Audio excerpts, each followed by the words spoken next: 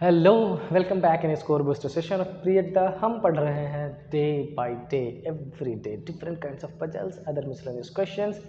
आज सबसे पहले एक बहुत शानदार पजल जो बैकग्राउंड में दिख रहा होगा, एक ऐसा पजल जो 2 वेरिएबल्स का है, जिसके प्री SBI PO और IBPS PO में पूछे जाने के बहुत ज़्यादा चांसेस है और पूछा जा सकता है, और उस टाइम पे आपको अटकना नहीं है। बहुत शानदार क्वेश्चन है, और मैंने आपको बोला था कि ये वैसा क्वेश्चन है जो आपके डाउट्स में से किसी एक ने डाउट्स भेजा है। मैंने फर्स्ट क्वेश्चन रख लिया है उसको अपने इस वीक के आज की वीडियो के स्लाइड में, right.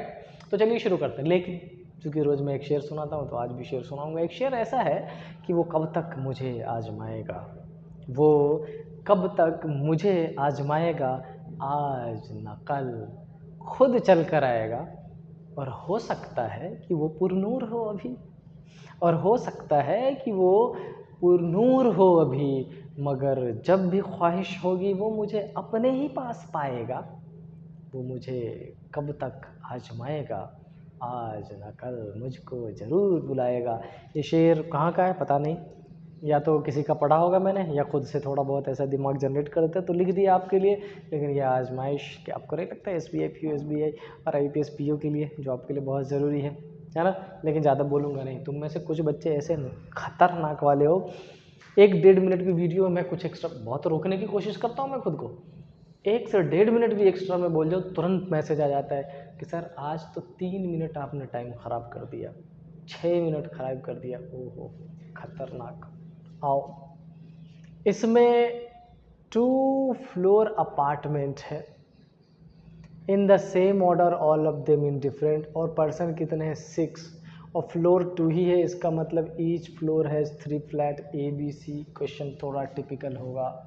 Floor number 2, floor number 1, floor number 2, floor number 1, flat number A, flat number B and C, and again A, B और C। अब आपके मन में आ रहा होगा कि सर क्यों ऐसा परोस रहे हो? बेटा खाना है, जितने अच्छे से प्लेट में लगाओगे खाने में उतना मज़ा आ जाएगा। So let's do it. अच्छा, अब क्या लिखा है? यहाँ तक जितना है वो सब कर दिया हमने। 1% लिप्स इन ईच, वो हो गया, ये सब जरूरी नहीं है। क्वेश्चन कहाँ से शुरू हो रहा है? वन हु वॉक्स, यहाँ से, इधर से क्वेश्चन शुरू हो रहा है और यहाँ से पढ़ना पड़ेगा। पहला लाइन क्या है? One who walks as a teacher is 2 place away from Z on the same floor. क्या कह रहा है कि जो टीचर है बेटा, जो टीचर है वो Z से 2 प्लेस अवे है। 2 प्लेस अवे का मतलब दोनों के बीच में एक फ्लैट है। लेकिन ये कंडीशन जहाँ पर टीचर और Z पॉसिबल है, वहीं पर Z और टीचर भी पॉसिबल है। ओके, और इसमें फ्लोर 1 पे भी और फ्लोर 2 पे भी पॉसिबिलिटी, मतलब फिलहाल तो 4 एजम्पशन है, थोड़ा आगे पढ़ लेते हैं। One who walks as a teacher is, वो हो गया। N is police and lives above one who works as a teacher but not in the same flat. Okay, बहुत बहुत शानदार है। कह रहा है कि N जो पुलिस है, पुलिस N जो पुलिस है वो टीचर के ऊपर है। तो एक चीज़ तो क्लियर हो गया कि टीचर सेकंड फ्लोर पे नहीं है। तो टीचर की पोजीशन कहाँ कहाँ पॉसिबल है? यहाँ। अगर यहाँ है तो ये Z, और टीचर की कंडीशन कहाँ पॉसिबल है? यहाँ। और अगर यहाँ है तो ये पोजीशन Z। एक तो क्लैरिटी मिल गई। अच्छा, पुलिस के बारे में एक बात कही गई है क्या, कि वो टीचर से ऊपर वाले फ्लोर पे जरूर है बट Z वाले फ्लैट में नहीं है। तो इसमें अगर देखोगे तो यहाँ पर N और पुलिस, और यहाँ पर भी N और पुलिस, इसमें N और पुलिस पॉसिबल है और N और पुलिस पॉसिबल है। ये रहा कलर चेंज। इतना क्लियर है? आई होप इतना क्लियर हो गया होगा। बहुत टिपिकल चीज़ नहीं है, डायरेक्ट ये बने, लेकिन अपन SBI PO का प्रिपरेशन कर रहे हैं, सोचना पड़ेगा थोड़ा सा। ओके, अब क्या लिखा है? Neither Z nor O walk as a lawyer. देखो मुझे ये तो नहीं पता कहाँ पर है, बट Z और O दोनों में से दोनों लॉयर नहीं है। तब let's see. One who works as an engineer is not an immediate neighbor of Y who lives immediately below the one who works as a scientist in the same flat. अरे बाप रे, क्या कह रहा है? Y जो है ना, साइंटिस्ट के इमीडिएटली बिलो है।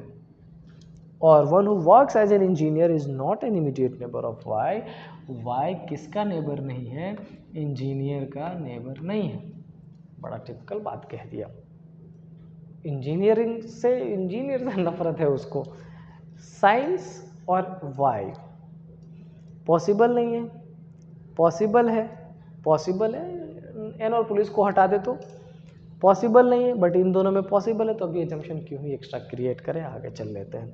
आगे क्या लिखा है यहाँ पर, lawyers and scientist live on the same number floor. एक इंफॉर्मेशन दी कि भाई ये लॉयर और साइंटिस्ट सेम फ्लोर पे बैठेगा, और वो भी फ्लोर नंबर 2 पर ही, क्योंकि वाई उसके नीचे है तो वाई फर्स्ट पे आ जाएगा। ओके, अब क्या लिखा है, one who works as a scientist lives to the right of both N and the one who works as a lawyer. हो गया कॉन्फ़िगरेशन, यानी कि एन जो हमारा है वो और लॉयर जो हमारा है वो दोनों इस साइंटिस्ट के लेफ्ट में बैठा है।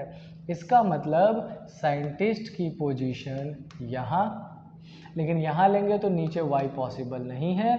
इसका मतलब ये कॉन्फ़िगरेशन हो गया एलिमिनेट। इसमें ये पोजीशन साइंटिस्ट, तो ये पोजीशन हो गया वाई। अब बात क्या रही कि यहाँ पर एन और पुलिस है और बचा एक लॉयर, लॉयर और साइंटिस्ट। तो हमारे पास लॉयर और इसकी पोजीशन पॉसिबल है एन पी, लेकिन नहीं, हमने क्लियर लिख रखा है कि एन और पुलिस जेड के ऊपर नहीं आ सकता, तो एन और पुलिस 100% वहीं पर है, तो ये पोजीशन किसकी हो गई, लॉयर की। और तब हमारे पास ये भी 100% सेटल्ड, ये भी, एंड मेक श्योर ये पोजीशन इंजीनियर का नहीं है, तो जेड हमारा बना क्या, इंजीनियर। और इस कंडीशन में अब क्या लिखा है, X lives in the vowel alphabet flat, मतलब ए में एक्स का वोवेल अल्फाबेट फ्लैट, तो ये हो गया एक्स। ओहो, कैसी इंफॉर्मेशन दे रखी है। Okay, O lives to the right end of one of the floor, O right end पे, तो वो क्या हो गया, साइंटिस्ट। और एक कौन सा बच गया भाई, एम, ये रहा है, डन।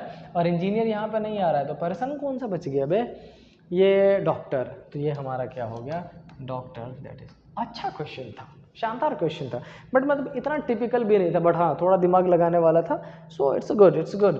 देखो अगर आप मेरे साथ सॉल्यूशन कर रहे थे तो एक काम कर लेना, आप इसको थोड़ा सा ऐसा चेकआउट जरूर कर लेना कि आपका और हमारा जो आंसर है वो सिमिलर है कि नहीं है, और अगर नहीं है तो कोशिश करना सिमिलर करने का। क्यों? क्योंकि अगर गलत हुआ तो मतलब इधर भी हो सकता है, इट्स नॉट ऐसा नहीं कह सकता, बट आप समझ रहे हो, गलत आपसे भी हो सकता है, इट्स ओके। अब मैं आज के स्लाइड में 2 क्वेश्चन आपके लिए क्या लाने वाला हूँ, हम करने वाले हैं 2 क्वेश्चन बच्चों के। एक बच्चे का था कि सर सिलॉग्स में एक वर्ड है कौन सा, ओनली, इसका एग्जाम्पल और इसका कैलकुलेशन। बस ज़्यादा टाइम नहीं लूँगा मैं, 3 to 4 मिनट्स में इसका एग्जाम्पल भी हो जाएगा, इसका कैलकुलेशन भी हो जाएगा, क्वेश्चन भी हो जाएगा, एवरीथिंग। अच्छा मुझे एक बात बताओ, अगर मैंने 4 पर्सन रख के 3 ही पर्सन रख लेते हैं A B C, और मैंने बोला कि C is taller than only B, C is taller than only B, इसका क्या मतलब, C केवल B से लंबा है, A से लंबा नहीं है। इसका मतलब C को 2 इन्फॉर्मेशन दी गई कि बेटा तू B से तो लंबा है बट A से लंबा नहीं है। इसका मतलब ये जो ओनली वर्ड है ना केवल पॉजिटिव बल्कि नेगेटिव रिस्ट्रिक्शन भी देता है साथ में, और कई सारे बच्चे यहीं पे कंफ्यूज हो जाते हैं। एक तो रिस्ट्रिक्शन लगा रहे हैं, दूसरा positive as well as negative. आप समझ रहे हो, आप किसी रिलेशनशिप को मेंटेन कर रहे हो, 2 लोग हो, 2 दोस्त हो, कुछ भी हो सकता है दोस्त में, तो क्या आप चाहोगे कि आप जिसके दोस्त हो वो किसी और का बहुत अच्छा दोस्त बन जाए? आंसर है नहीं। क्यों? क्योंकि रिस्ट्रिक्शन लगाते हैं। अब देखो ये तो हो गया समझने का, आई होप आपको पॉजिटिव नेगेटिव का कन्फिग्रेशन समझ आ गया होगा, ये बहुत ज़्यादा मुश्किल नहीं। अब इसको ऐसा उठा के इधर कर देते हैं कोने में। अब अगर मैं स्टेटमेंट में आ जाऊं और बेटा मैं ऐसा लिख दूं ओनली A इज B, इसका मतलब A बहुत ज़्यादा पॉजिटिव में है, बहुत ज़्यादा पजेसिव, किसके लिए? बी के लिए। वो चाह रहा है कि बी को कोई और देखे ही नहीं, सिर्फ और सिर्फ मैं ही देखूंगा। तो कैसे? तो भाई एकमात्र प्रोसेस यही तो है जिसमें ए ने बी को चारों तरफ से रिस्ट्रिक्ट कर लिया। अगर मैं ए और बी ऐसा बनाऊंगा तो क्या ए ने रिस्ट्रिक्ट कर लिया पूरी तरफ से? नहीं।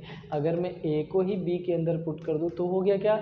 नहीं। इसका मतलब ये दोनों कन्फिग्रेशन एलिमिनेट ये हो जाएगा, करेक्ट। डन। अब मैं इसको सिंपल सिलॉक्स के लैंग्वेज में कैसे समझाऊं? तो इस ओनली को आप कन्वर्ट कर लेना ऑल में, और जैसे ही ऑल में कन्वर्ट करो इसकी पोजीशन चेंज कर देना। क्या कर देना? All B is a, and make sure इस बी का बाकी सबसे नेगेटिव रिलेशन हो जाएगा।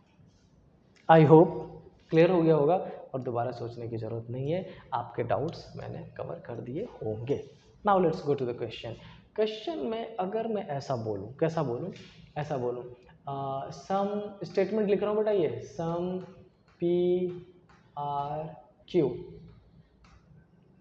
only Q is S and some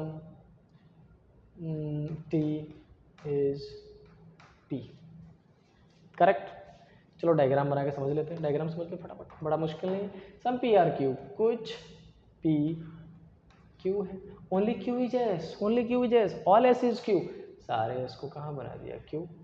अब लिखा some T is P, some T is P, some T को कहाँ बना दिया? पी। अब हिडन क्या है इसमें? हिडन ये है कि इस एस का इससे भी नेगेटिव, इस एस का इससे भी नेगेटिव। क्या ये क्लियर है? अब आपको अगर लग रहा हो कि सर यहाँ पर डायरेक्टली नेगेटिव तो कुछ लिखा ही नहीं, तो क्यों? तो बेटा मैंने अभी भी समझाया है कि ओनली न केवल पॉजिटिव रिस्ट्रिक्शन देता है बल्कि नेगेटिव रिस्ट्रिक्शन भी देता है। अब अगर मैं कंक्लूजन आपसे पूछ लूँ, कंक्लूजन ऐसा पूछ लूँ, ऑल क्यू इज टी, और इसमें लास्ट में ऐड कर दूंगा क्या? पॉसिबल। क्या सभी टी को क्यू में ले जाना, सभी क्यू को टी में ले जाना पॉसिबल है? आप कहोगे सर ये सारा क्यू, कलर चेंज करोगे, आप कहोगे कि सर ये सारा ही क्यू इस टी में ले तो जा सकते हैं, बट ले जाते हुए ये जो एस इसके अंदर है ना, ये बॉन्डेशन करेगा, लफड़ा कर देगा, रिस्ट्रिक्शन लगा देगा, ये एस इसके अंदर नहीं जा सकता, तो इसने क्यू का जो पार्ट कवर कर रखा है वो भी, इसका मतलब ये कन्फिग्रेशन क्या हो जाएगा? गलत। समझ आई बात? हुआ क्लियर? इतना ही सिंपल है, ओनली में और कुछ नहीं है। अच्छा और क्या बोलूँ? कंक्लूजन एक और मान लेते। अच्छा यहीं पर अगर मैं इस कंक्लूजन को चेंज कर दूं, ऐसा लिख दूं ऑल टी इज क्यू, और फिर ऐड कर दूं क्या? पॉसिबल। बेटा बहुत शानदार क्वेश्चन फ्रेम हो गया है, ध्यान से देखना, रिवर्स कर दिया है। अब हमसे कह रहा है कि इन सारे ही टी को क्यू में लेके जाओ। क्या दिक्कत है भाई? कोई इशू नहीं है। इस टी को एस से ही तो लफड़ा है ना, ये एस को टी से नहीं जा सकता, बट ये टी क्यू के अंदर तो आ ही सकता है। यस तो इसका मतलब ऑल टी इज क्यू, फिलहाल करोगे सी एंड डी, जोड़ोगे पॉसिबिलिटी और 100% कर दोगे करेक्ट। तो एस क्यू की तरफ से टी के अंदर आना पॉसिबल नहीं है, बट टी के अंदर से क्यू की तरफ जाना पॉसिबल है, क्योंकि रिलेशन जो नेगेटिव है वो टी और एस का है। क्यू तो बेचारा फंसा पड़ा है उसमें, समझ रहे हो तुम? जैसे तुम करते हो, तुम्हारा एक तरफ बहुत डेडिकेशन खतरनाक, जिससे डेडिकेशन है वो कहीं और ना जाए, तुम ये चाहते हो, बट तुम कहीं और जा सकते हो। मैंने बहुत सारी बातें कह दी, आप समझ लोगे, समझदार लोग। See you there in the next class, till then stay happy, जय हिंद।